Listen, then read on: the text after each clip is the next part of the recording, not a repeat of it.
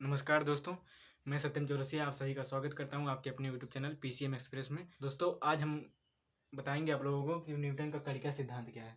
दोस्तों न्यूटन की कड़ी का सिद्धांत को आप प्रकाश का कड़ी का मॉडल भी कह सकते हैं, क्योंकि दोस्तों इसमें जो न्यूटन है उन्होंने प्रकाश के मॉडल को बताया है। ठीक है दोस्तों, जिस प्रकार से आपने दोस्तों परमाणु का मॉडल पढ़ा था उसी प्रकार से दोस्तों इस वीडियो में आप प्रकाश के मॉडल को जानेंगे। ठीक है दोस्तों, तो दोस्तों जो प्रकाश का मॉडल है इसको बताने से पहले हम आप सभी जानते ही हैं कि कक्षा 10 में आप लोगों ने पढ़ा होगा, प्रकाश हमारी आंखों को एक प्रकार की दृष्टि संवेदना देती है जिससे हम वस्तुओं को देखते हैं। वैसे दोस्तों एक बार आप इसको इस प्रकार से भी कह सकते हैं, जो प्रकाश होता है दोस्तों हमारी आंखें इस प्रकार से निर्मित की गई हैं कि जो ये प्रकाश को संसूचित कर सकती हैं। ठीक, ये प्रकाश एक प्रकार की तरंगे होती हैं दोस्तों, आपने कक्षा 11 में पढ़ा होगा। जो प्रकाश होता है एक प्रकार की तरंग होती है। ये तरंगे केवल एक ही प्रकार की नहीं होती हैं, 7 प्रकार की तरंगे होती हैं। ठीक, ये जो प्रकाश है इसको आप दृश्य तरंगे भी कह सकते हैं, दृश्य प्रकाश की किरणें कह सकते हैं। जो प्रकाश है दोस्तों एक प्रकार की ऊर्जा है जो हमारी आंखों को दृष्टि संवेदना देती है। ठीक है दोस्तों, प्रकाश जो है इसका एक बहुत बड़ा खासियत है कि ये वस्तुओं को हम लोगों को दिखाता है लेकिन खुद नहीं दिखता। बात करेंगे वस्तुएं। दोस्तों यदि प्रकाश की दृष्टि से देखा जाए तो वस्तुएं हम कह सकते हैं कि दो प्रकार की होती हैं। ठीक, पहला हम कह सकते हैं प्रदीप्त वस्तुएं और दूसरा अप्रदीप्त वस्तुएं। अप्रदीप्त वस्तुएं, अब देखिए दोस्तों प्रदीप्त वस्तुएं क्या होती हैं। दोस्तों हम बात करेंगे पहले प्रदीप्त वस्तुओं के बारे में, क्योंकि दोस्तों जो हम कणिका के सिद्धांत बताएंगे उसमें ये सब चीज़ें बेसिक है उसकी। आप कह सकते हैं जो प्रदीप्त वस्तुएं होती हैं, ठीक, ये स्वयं प्रकाश का दोस्तों प्रकाश का उत्सर्जन स्वयं करती हैं। ठीक है दोस्तों, अब देखिए दोस्तों हम आपको एक बात और बता दें, हमने आपको बताना भूल गए शुरुआत में। दोस्तों जो वस्तुएं हमें दिखाई देती हैं ये किस प्रकार से दिखाई देती हैं। ठीक दोस्त, वस्तुएं जो हमें दिखाई देती हैं, जो प्रकाश आता है, जो या तो हमें वे वस्तुएं दिखाई देंगी जो वस्तुएं स्वयं प्रकाश का उत्सर्जन करेंगी। ठीक, जैसे यदि हम मनुष्य हैं, यदि मैं प्रकाश का उत्सर्जन करूंगा तो ही आप हमें देख पाएंगे। जैसे देखिए रात में दोस्तों अंधेरे में हम सभी को वस्तुएं दिखाई नहीं देती ना, क्योंकि दोस्तों वे वस्तुएं जो हैं वो प्रदीप्त नहीं, अप्रदीप्त वस्तुएं हैं। जब उन पर कोई प्रकाश पड़ता है तो ये प्रकाश जब परावर्तन के द्वारा, जैसे देखिए दोस्तों अभी इस समय ये जो बोर्ड है, ठीक, ये बोर्ड जो है आपको दिखाई दे रहा है क्योंकि दोस्तों चारों तरफ से थोड़ा थोड़ा प्रकाश आ रहा है और इससे परावर्तन हो करके आपकी आंखों तक पहुंच रहा है। ठीक, तो यही जो परावर्तन हो रहा है इस प्रकार से आप वस्तुओं को देख सकते हैं, या तो उन वस्तुओं को आप देखेंगे जो स्वयं प्रकाश का उत्सर्जन करते हैं। ठीक है दोस्तों, जैसे दोस्तों जो सूर्य है ये स्वयं प्रकाश का उत्सर्जन करता है। ठीक, इस प्रकार इसलिए आप सूर्य को देख सकते हैं। ठीक, लेकिन जो हम लोग हैं, पेड़ पौधे हैं, ये सब जो इसलिए दिखाई देते हैं क्योंकि जब प्रकाश उस पर आता है तो परावर्तन के पश्चात जब हमारी आंखों में पहुंचती हैं तो वह वस्तुएं हमें दिखाई देती हैं। ठीक, ये सब दोस्तों मैं आपको इसलिए बता रहा हूँ क्योंकि दोस्तों अभी जब न्यूटन का कड़ी का सिद्धांत आप पढ़ेंगे तो आप लोगों को समझने में बहुत ज़्यादा हेल्प होगा। ठीक दोस्तों, आप तो जान गए हैं कि प्रदीप्त वस्तुएं क्या होती हैं, जो स्वयं प्रकाश का उत्सर्जन करती हैं। ठीक, अब इसी प्रकार से आप अप्रदीप्त वस्तुओं की भी कह सकते हैं। ठीक, वे वस्तुएं प्रदीप्त वस्तुओं के प्रकाश से दृश्यमान होती हैं। हम अप्रदीप्त वस्तुएं कहते हैं। ये आपने कक्षा 10 में पढ़ा होगा, अप्रदीप्त वस्तुएं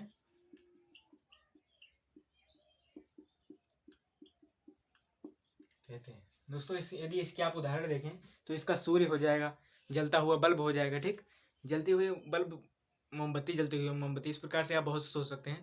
दोस्तों जो चंद्रमा है, चंद्रमा एक प्रकार की क्या है, अप्रदीप्त वस्तु है, क्योंकि दोस्तों जो चंद्रमा होता है वह सूर्य के प्रकाश के, जब सूर्य का प्रकाश उस पर पड़ता है तो परावर्तन के कारण वह हमें दिखाई देता है। ठीक है दोस्तों, जब सूर्य का प्रकाश उसके ऊपर पड़ता है तो वो सूर्य का प्रकाश उस पर के पड़ने के बाद हमारी आंखों में दिखाई देता है, इसलिए हमें चंद्रमा जो है दिखाई देता है। ठीक है दोस्तों, इस प्रकार से आप, इसीलिए आप चंद्रमा को भी क्या कहेंगे, अप्रदीप्त वस्तु भी कहेंगे। ठीक है दोस्तों, अब देखिए जो कणिका का सिद्धांत है ये प्रदीप्त वस्तुओं से ही आप कह सकते हैं, क्योंकि दोस्तों अप्रदीप्त वस्तु जो है ये तो एक उपसमुच्चय आप कह सकते हैं, उपसमुच्चय नहीं कहेंगे, ये तो इससे उत्पन्न हुआ है। प्रदीप्त वस्तुओं से ही अप्रदीप्त वस्तुएं उत्पन्न होती हैं। ठीक है दोस्तों, इसीलिए यदि आप प्रदीप्त वस्तु की व्याख्या कर दें तो आप अप्रदीप्त की भी हो सकते हैं ना।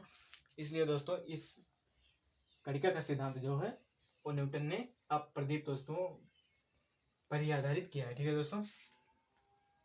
अब देखिए दोस्तों, कणिका का सिद्धांत अभी हम आपको बताएंगे थोड़ी देर में, लेकिन उससे पहले दोस्तों हम आपको बता दें कि जो अपवर्तन है, अपवर्तन और परावर्तन, इसके बारे में मैं आपको कुछ जानकारी बताना चाहता हूँ।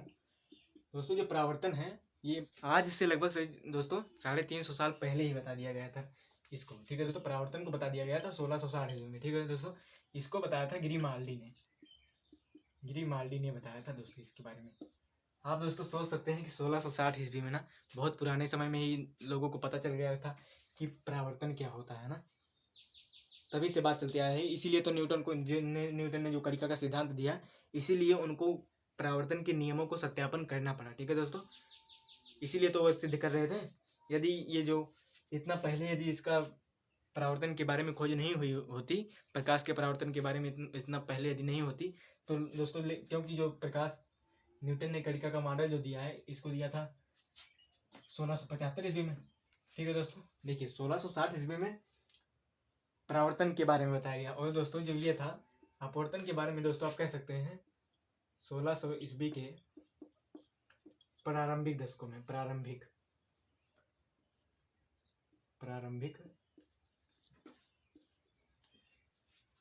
1600 ईस्वी के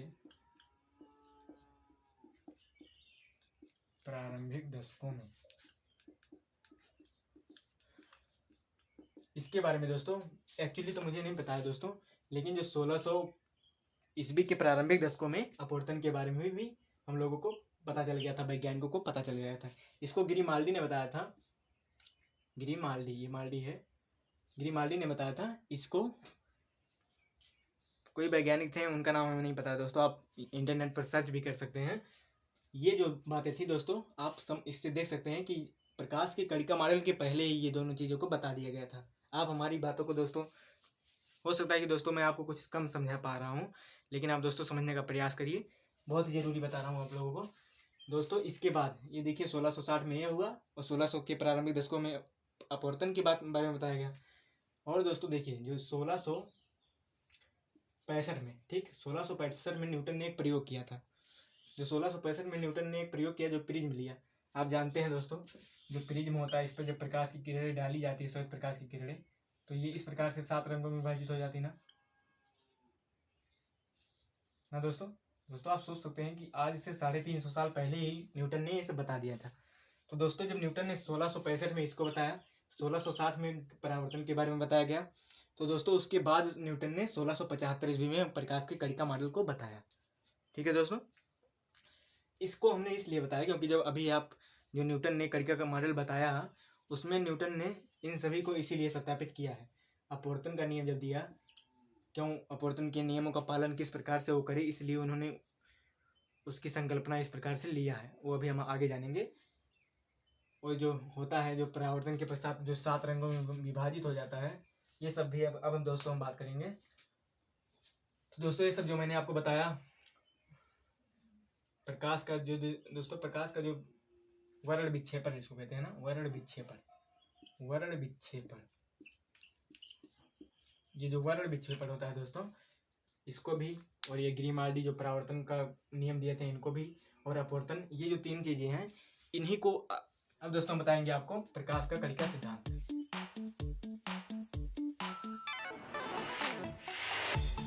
दोस्तों जो प्रकाश का कणिका सिद्धांत है, या प्रकाश का कणिका मॉडल, या न्यूटन का कणिका सिद्धांत, ये जो है दोस्तों, ये प्रकाश को जानने के लिए कि प्रकाश बना किससे होता है। ठीक है दोस्तों, जैसे दोस्तों हम लोग परमाणु के बारे में जाने थे हम लोग कि परमाणु का मॉडल कैसे होता है, परमाणु किन किन चीज़ों से मिलकर बना होता है। उसी प्रकार से न्यूटन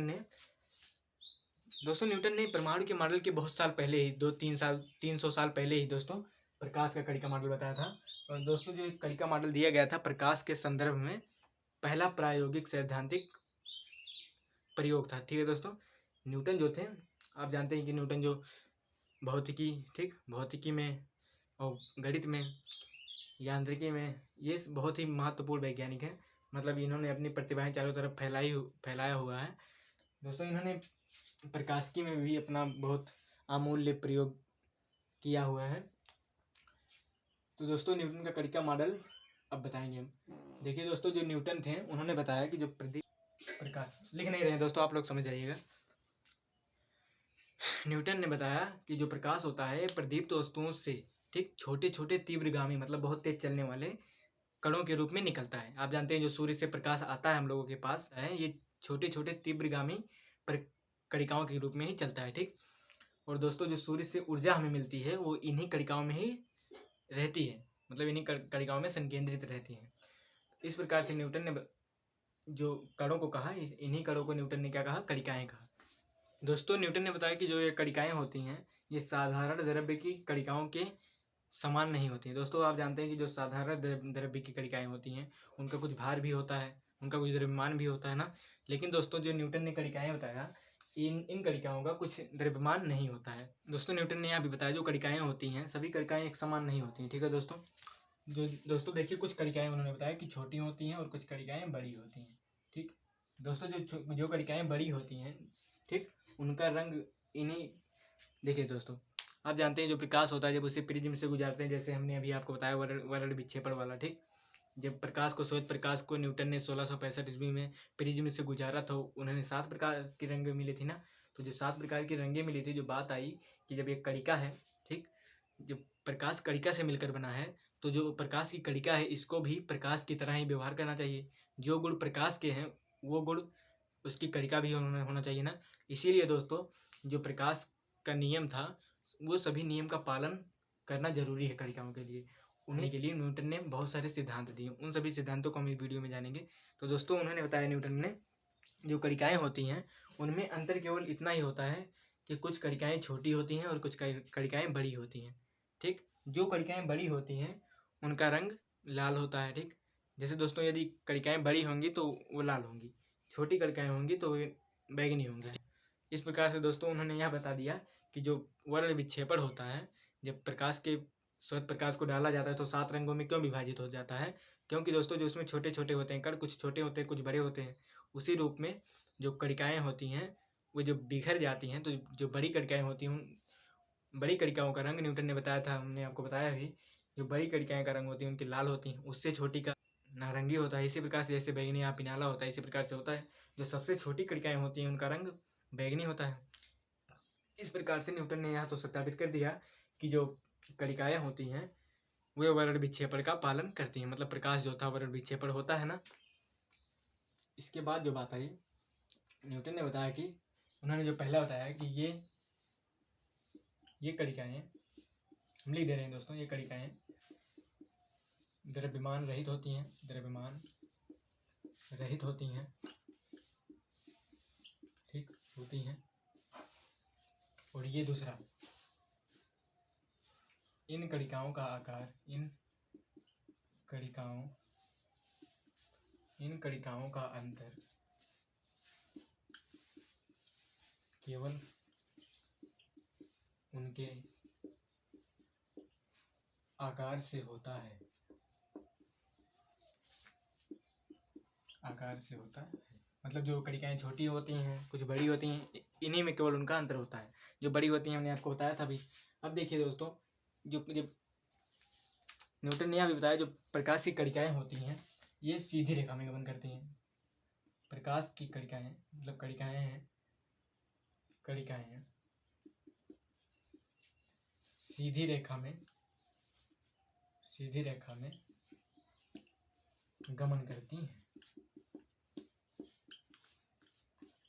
अब दोस्तों ये सीधी रेखा में गमन क्यों करते हैं दोस्तों, आप समझ सकते हैं, क्योंकि दोस्तों जब कणिकाएं हैं इनका जब द्रव्यमान नहीं है दोस्तों, यदि इनका द्रव्यमान होता है दोस्तों, जो न्यूटन ने बताया कि जो कणिकाओं का द्रव्यमान नहीं होता है उसके पीछे का बात ये है, उन्होंने पहले बताया कि कणिकाएं जो होती हैं सीधी रेखा में गमन करती हैं। तो दोस्तों यदि जो उन्होंने बताया कणिकाओं के रूप में जो उन्होंने सिद्धांत दिया, यदि प्रकाश कणिका के रूप में होती और यदि उसका द्रव्यमान भी होता तो गुरुत्वाकर्षण बल उस पर भी लगता। ठीक है दोस्तों, इस प्रकार से एकदम सीधी ना रख चल करके उसका जो पथ हो जाता कुछ परिवलयाकार हो जाता ना। इसीलिए दोस्तों उन्होंने बताया कि जो प्रकाश की जो कणिकाएं होती हैं ये द्रव्यमान रहित होती हैं। ठीक, इस प्रकार से दोस्तों उन्होंने यह सिद्ध कर दिया कि कणिकाएं जो होती हैं सीधी रेखा में गमन करती हैं। जब बात आई प्रकाश के परावर्तन की, ठीक है दोस्तों, हमने अभी आपको बताया कि जो प्रकाश का परावर्तन अपवर्तन होता है कणिका मॉडल के पहले ही बताया जा चुका था। ठीक, तो जो प्रकाश अपवर्तन और परावर्तन के नियम का पालन करती है, तो इसी प्रकार से जो इनकी कणिकाएं हैं उनको भी अपवर्तन और परावर्तन के नियमों का पालन करना जरूरी होगा।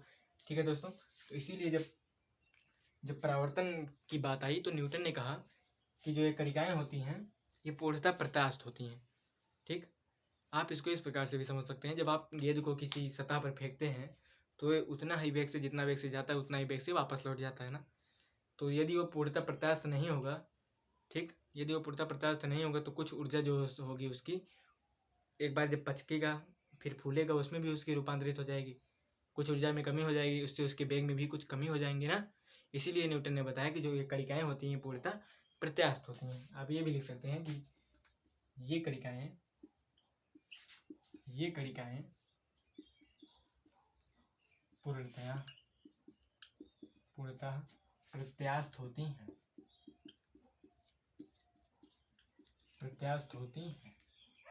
ठीक है दोस्तों। इस प्रकार उन्होंने प्रकाश के परावर्तन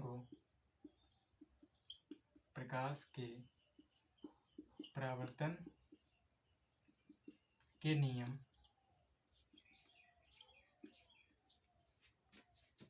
आपतन कोण बराबर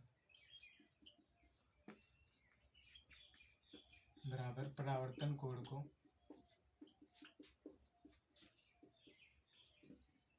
सिद्ध कर दिया। ठीक है दोस्तों, और दोस्तों जो प्रत्यास्थ होती है ये वस्तु एकदम पूर्णतः प्रत्यास्थ होती है। प्रत्यास्थ के बारे में आप लोग कक्षा 11 में पढ़े होंगे दोस्तों, हम भी आपको बता दें जो प्रत्यास्थ होती है, प्रत्यास्थ वस्तु उसे कहते हैं। जैसे देखिए दोस्तों, जो ये मेरा हाथ है, इस पर जब मैं ऐसे रख रहा हूँ अंगूठे को तो ये दब जा रहा है ना। जैसे ही मैं इस बल को हटा ले रहा हूँ तुरंत देखिए ये फिर अपने प्रारंभिक स्थिति में आ जा रहा है। तो इसी प्रकार से जो इसको हम इस समय प्रत्यास्थ वस्तु कह सकते हैं। मतलब यदि आप इस पर कोई बल लगाएं, जैसे ही इस पर से बल हटाएं आप तुरंत ये अपनी प्रारंभिक अवस्था में आ जाए, इसी को ही आप प्रत्यास्थ वस्तु कह सकते हैं। ठीक दोस्तों, इस प्रकार से देखिए, जब उन्होंने कणिका को पूर्णतः प्रत्यास्थ मान लिया तो उन्होंने इस प्रकार से प्रकाश के परावर्तन को सत्यापित कर दिया। यहाँ तक तो दोस्तों कोई दिक्कत नहीं थी उनको। लेकिन दोस्तों जैसे ही बात आई अपवर्तन की, दोस्तों प्रकाश के अपवर्तन को आने पर उन्होंने कई और संकल्पनाएं दी। ठीक है दोस्तों, देखिए दोस्तों, उन्होंने यह बताया कि जो सबसे पहले जो उन्होंने बताया, आपने दोस्तों देखिए, उन्होंने बताया कि प्रकाश की चाल होगी ये वायु की तुलना में अन्य पदार्थिक माध्यमों में अधिक होगी। ठीक, मतलब वायु में कम होगी, प्रकाश की चाल जो होती है वायु में कम होती है, उन्होंने पहले तो ये बता दिया।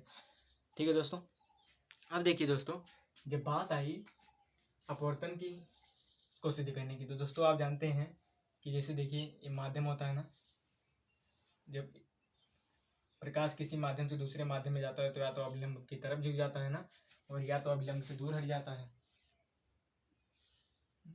तो न्यूटन ने यह बताया विरल माध्यम है और ये सघन माध्यम है। जब सघन विरल माध्यम से सघन माध्यम में जाता है तो अभिलंब की तरफ झुक जाता है, और ये मान लीजिए सघन माध्यम है और ये विरल माध्यम है। ठीक, ये मान लीजिए दोस्तों वायु है। ठीक, वायु है ये, और ये जल है। ठीक है दोस्तों, इसमें ये वायु है और ये ऊपर वाला जल है। ये जल सघन होता है क्योंकि आप जानते हैं इसको हम कह सकते हैं जल है, ये जल है, ये वायु है, और इसमें ये जल है, ये वायु है, सॉरी ये जल है और ये वायु है। दोस्तों न्यूटन ने ये बताया कि प्रकाश के अपवर्तन के नियम की व्याख्या करने के लिए कणिकाओं के संदर्भ में न्यूटन ने यह बताया कि जो कणिकाएं होती हैं, जब कणिकाएं एक माध्यम से दूसरे माध्यम में जाती हैं, ठीक, तो उस माध्यम के अभिलंब न्यूटन ने बताया कि जब प्रकाश की किरणें एक माध्यम से दूसरे माध्यम में जाती हैं तो उन कणिकाओं पर, मतलब आप इस समझ, न्यूटन ने बताया कि जब कणिकाएं किसी एक माध्यम से दूसरे माध्यम में जाती हैं तब उन कणिकाओं पर, ठीक, माध्यम के अभिलंबोत एक बल लगता है। ठीक, जैसे देखिए दोस्तों, जब ये इस माध्यम से, विरल माध्यम से, मतलब वायु से जल में जाता है तो इस पर इसके माध्यम के अभिलंबवत एक बल लगता है। ठीक है दोस्तों, इसी बल के कारण ये जो होता है झुक जाती हैं और मतलब कभी कभी झुक जाती हैं और कभी कभी दूर हट जाती हैं। तो दोस्तों यहाँ पर लेकिन दोस्तों एक समस्या यह आई कि एक ही कणिकाओं में कैसे हो सकता है कभी वो झुकें और कभी वो दूर हट जाए ना। ठीक है दोस्तों, ये समझने वाली बात थी। और दोस्तों न्यूटन को और कई सारी समस्याएं, जैसे देखिए दोस्तों, जब आप जल में देखते हैं तो आपको तो अपना चेहरा भी दिखाई देता है और आप जल की सतह को भी देखते हैं ना। ठीक, इसका मतलब है दोस्तों जो कणिकाएं हैं, कुछ कणिकाएं उसमें चली जा रही हैं, कुछ कणिकाएं जल में जा रही हैं और कुछ कणिकाएं वापस लौट जा रही हैं। ठीक, जो कणिकाएं वापस लौट रही हैं उनके कारण आपको उसकी सतह दिखाई देती है। ठीक, और जो कणिकाएं जल में जाती हैं, जल में अंदर जाती हैं, उसके कारण आप जल के अंदर अपनी फोटो को देखते हैं ना। तो दोस्तों ये कैसे हो सकता है जब कणिकाएं एक ही प्रकार की हैं। ठीक है दोस्तों, तो एक ही प्रकार की कणिका में मतलब एक ही प्रकार की कणिका है, उस पर दो तरह के प्रभाव कैसे हो सकते हैं। ठीक है दोस्तों, इसके लिए दोस्तों न्यूटन ने यह बताया कि जो प्रकाश की कणिकाएं होती हैं इनका एक स्थिति आती है। ठीक, वो अपनी स्थिति के साथ परिवर्तित होती रहते हैं। ठीक है दोस्तों, जैसे यदि वे विरल माध्यम से सघन में जाते हैं तो वे अभिलंब की तरफ झुकते हैं। ठीक, और यदि वे सघन से विरल में जाते हैं तो वे अभिलंब से दूर हटते हैं। ये दौरे क्यों, आखिर दोस्तों ये स्थिति आती कैसे है? क्योंकि दोस्तों आप जानते हैं जो विज्ञान होता है ये वस्तुओं को तभी मानती है जब आप उसको प्रायोगिक रूप से सत्यापित उसको करिए ना। तो इसीलिए दोस्तों न्यूटन ने यह सत्यापित किया, कणिकाएं होती हैं उनकी एक प्रकार की अवस्था आती है जिससे वे कभी झुकती हैं और कभी धुल जाती हैं। ये अवस्थाएं आखिर आती क्यों हैं दोस्तों? यदि इसकी बात करें तो देखिए दोस्तों, जब प्रकाश की कण इसकी सतह पर टकराती है तो दोस्तों आप जानते हैं जब इसकी सतह पर टकराएगी तो कुछ तरंग उत्पन्न होंगी। दोस्तों ये जो इस पर जाएगा तो कुछ तरंगें उत्पन्न होंगी। ठीक, तो जो तरंगें उत्पन्न होती हैं दोस्तों इसी कारण ये दौरे आती हैं। ठीक है दोस्तों, न्यूटन ने तो केवल इतना ही बता दिया। ठीक, उसके बाद दोस्तों इसको सत्यापित करने के लिए दो अन्य वैज्ञानिक आए हैं। ठीक है दोस्तों, उनका नाम दोस्तों था, वैज्ञानिकों का एक का नाम था दोस्तों वायकोविच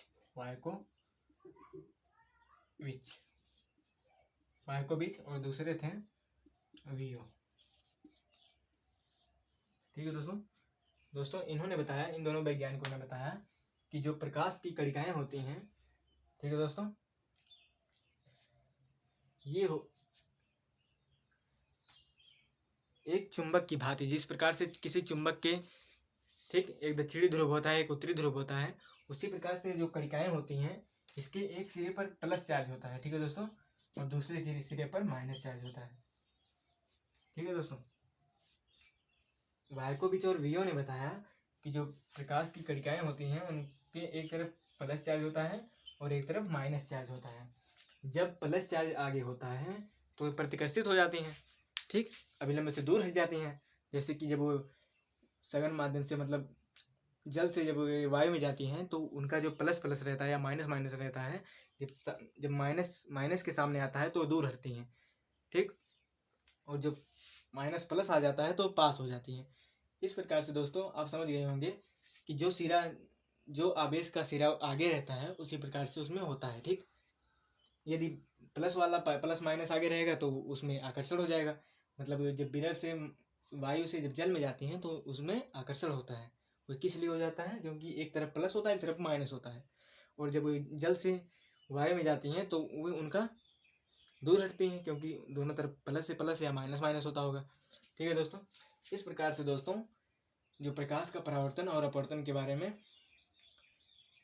न्यूटन के नियमों को सिद्ध किया गया। ठीक है दोस्तों, लेकिन दोस्तों आपको हम बता दें कि जो न्यूटन का नियम है इसको बाद में चल करके अमान्य कर दिया गया। ठीक है दोस्तों, क्योंकि दोस्तों ये जो अपवर्तन और परावर्तन की तो व्याख्या कर सकता है ना, लेकिन दोस्तों जब बात आई ध्रुवण की, व्यतिकरण की, ये सब इन सभी की जब बातें आई तो जो न्यूटन का कणिका सिद्धांत है ये उसको व्याख्या करने में असमर्थ रहा। ठीक है दोस्तों, और दोस्तों ये कणिका से देखिए दोस्तों इसके कुछ कणिकाओं के जो असफल होने के कुछ परिणाम इसलिए हैं क्योंकि दोस्तों आप जानते हैं जो प्रकाश की कणिकाएं हैं ये किसी भी जो प्रदीप्त वस्तुएं हैं उनसे जब कणों के रूप में निकल रहा है तो भले दोस्तों चाहे उसका द्रव्यमान भले ही बहुत नगण्य हो, लेकिन दोस्तों जब लगातार कणिकाएँ निकलती जाएंगी तो उसका कुछ द्रव्यमान में कमी होनी चाहिए।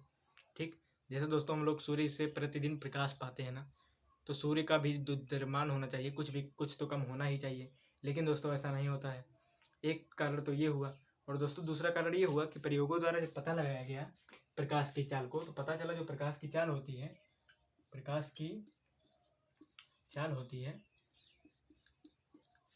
ये प्रकाश की चाल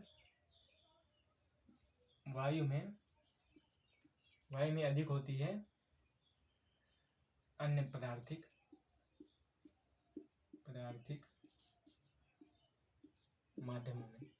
माध्यमों की तुलना में।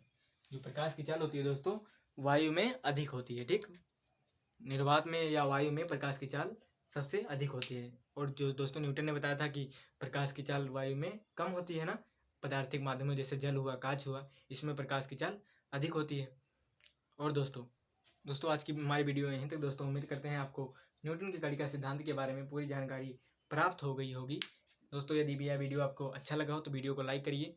दोस्तों ये हमारा शुरुआती वीडियो है, कुछ हो सकता है कि इसमें कुछ कमियां हो, हम सुधार करने की लगातार प्रयास करते हैं। दोस्तों यदि वीडियो आपको अच्छा लगा तो अपने दोस्तों के साथ शेयर करिए। आप हमारे चैनल को सब्सक्राइब कर लीजिए, क्योंकि हम इसी प्रकार के वीडियो अपने चैनल पर लाते रहते हैं। ठीक है दोस्तों।